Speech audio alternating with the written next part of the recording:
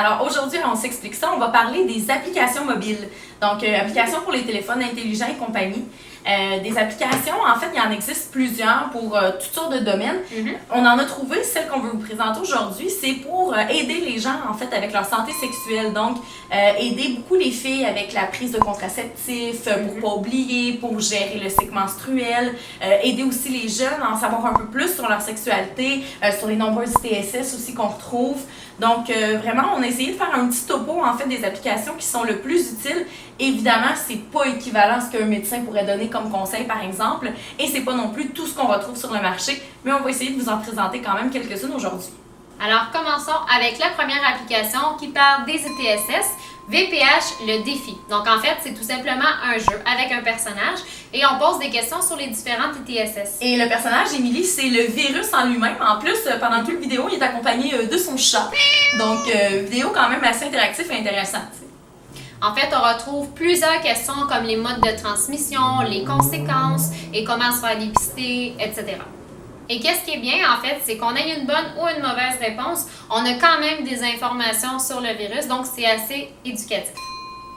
Ensuite, on a une autre application qui traite des ITSS, qui est vraiment très bien construite, faite en fait par des créateurs québécois en plus. Alors, l'application s'appelle S'exposer. C'est en un seul mot, comme le verbe à l'infinitif, en fait. Et puis, une fois qu'on va chercher cette application-là, on a tous les détails, en fait, sur les ITSS les plus connus. Donc, on parle même aussi de la LGB, que nous, on n'aborde pas nécessairement dans nos vidéos. Mais donc, on fait le tour de toutes les ITSS en passant par les virus, en passant par les infections, les bactéries et compagnie. On nous donne en fait tous les modes de transmission, tout en fait les conséquences, également comment se faire dépister aussi. Oui, puis d'ailleurs, qu'est-ce qui est super intéressant avec cette application-là, c'est qu'on voit, il y a une map, en fait, une carte avec géolocalisation où on rencontre les différents sites où ce qu'on peut se faire dépister. Donc, c'est super intéressant. On voit l'ensemble des centres, des cliniques, des organismes communautaires où on peut passer un test de dépistage contre les ITSS, justement. Prochaine application, on entre maintenant dans le sujet de la contraception. Donc, on vous présente MyPill, donc ma pilule, dans le fond, la traduction. Qu'est-ce que c'est? C'est un peu un agenda de contraception. En fait, on l'utilise pour suivre sa contraception. Donc, ça peut être l'anneau, ça peut être le thème, ça peut être la pilule contraceptive. Et ce qui est super intéressant de cette application-là, c'est vraiment le visuel. Donc, par exemple, on voit vraiment une boîte de comprimés de la pilule contraceptive et lorsqu'on indique qu'on a pris sa pilule, on voit vraiment le comprimé qui est enlevé de la plaquette, tout simplement. Un autre aspect intéressant, en fait, c'est qu'on a de la place pour noter plusieurs choses. Entre autres, le calendrier, donc pour suivre vraiment sa contraception en entier pendant le mois au complet ou l'année au complet. On peut aussi inscrire les symptômes qu'on a eus lorsqu'on prenait la contraception. On peut aussi faire des rappels, donc savoir quand prendre sa pilule ou quand prendre le thème. Et aussi, on peut même rajouter quand on a nos rendez-vous gynécologiques, par exemple, ou pour le pap test et compagnie. Et finalement, dernier avantage, c'est gratuit et malgré le titre anglophone, l'application est en français.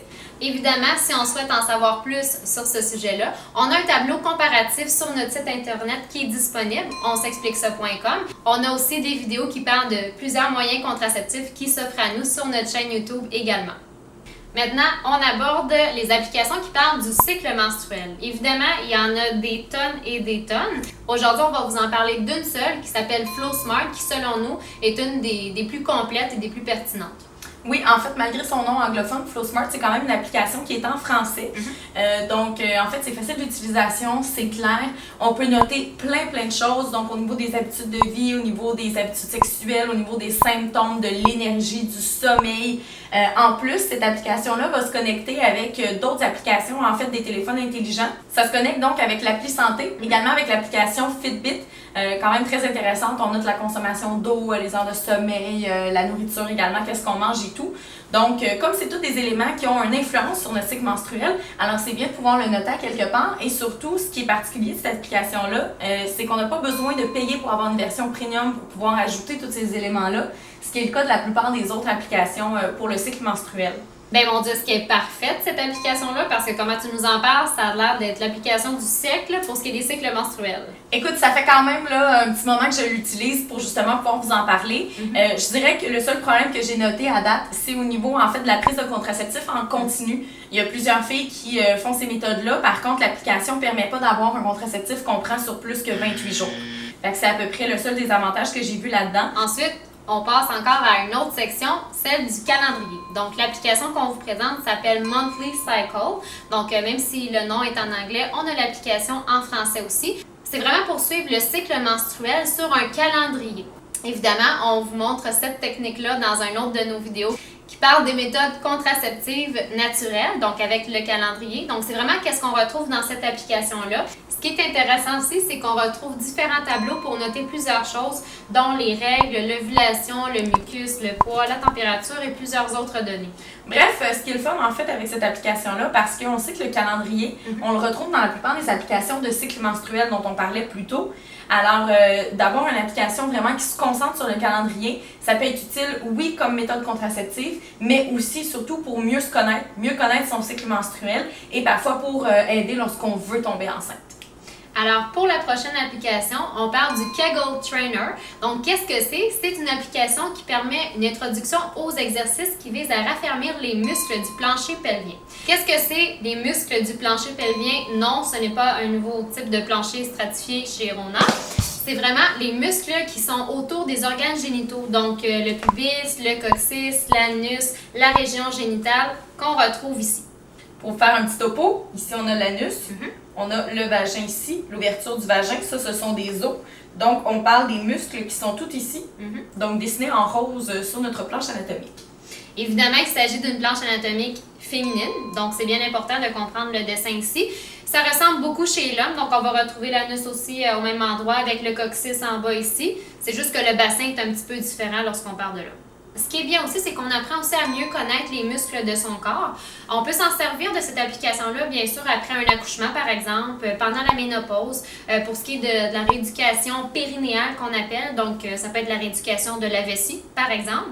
Donc, ça va permettre de raffermir le tout dans cette région-là. Ce qui est important aussi de savoir, c'est que bien sûr, une application ne va pas remplacer l'avis d'un professionnel de la santé. On conseille par exemple d'aller chercher de l'aide du côté des physiothérapeutes spécialisés en rééducation périnéale si jamais on a un problème avec cette zone de notre corps. Parenthèse, raffermir, ça veut pas dire non plus resserrer, hein?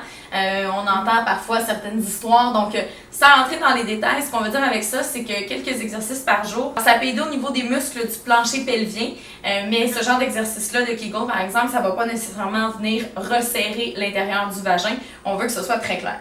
Donc, si vous voulez plus de détails sur d'autres applications, on les retrouve sur notre site internet, puis on se retrouve la semaine prochaine pour d'autres vidéos sur On s'explique ça.